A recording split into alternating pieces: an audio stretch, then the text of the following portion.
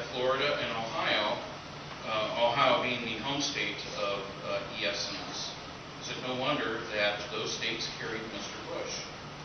And even now, they're finding continued exposures of the fraud that was going on. If we can't trust our election system, then how do we get rid of the guys in office? I mean, they keep talking about change, but nothing changes. We keep trying to vote them out, but then we end up with the same faces all over again. You know, they get voted out, they come back. You know, their buddy takes over. Their buddy's buddy takes over. You know, and the system is perpetuated over and over again. And that's why nothing changes, and that's why we can't get rid of the Federal Reserve and return to an honest money system. It's the reason why we can't get rid of the IRS and go with an apportioned tax system according to our Constitution. It's the reason why the government just keeps getting bigger and bigger and bigger and bigger, and we end up having more and more and more agencies that enforce, you know, the rules. The commissioner of the IRS said that the American people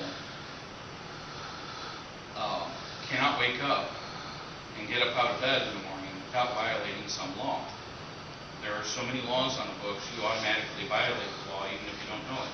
And the thing is that they tell you that ignorance of the law is no excuse. And I'm sure you probably watch Cops or, you know, America's Most Wanted, and they say stuff like that. Ignorance of the law is no excuse. And to a degree, they're right.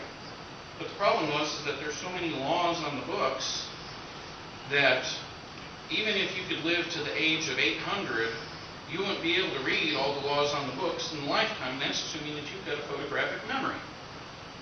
There are that many laws on the books. It kind of reminds me of that Mel Gibson movie, The Patriot, where his character said, an elected legislature can trample on the rights of men just as easily as a king. Or the other corollary was, why should I trade one tyrant 3,000 miles away for 3,000 tyrants 1 mile away? The problem was that this country was founded on the concept that we, the people, are the government. We're the boss. They're the servant. They work for us. So how is it that they're able to take things from us without our permission, to use force against us when we don't do exactly what they tell us to do immediately, without question? Who's the servant today? Is it us? Or is it this regime? Who's in charge? Who's free? Who's a slave? You know, as I mentioned, you know, I got a little visit, you know, from some people with credentials, you know, threatening my family. And the thing is that, you know, I can forgive them because, not because they're just following orders, because they really don't know what they're a part of. They're a tiny little cog in this big Leviathan machine. But the thing is that, you know, like I said, ignorance of the law is no excuse. We prosecuted the Nazis at Nuremberg for just following orders.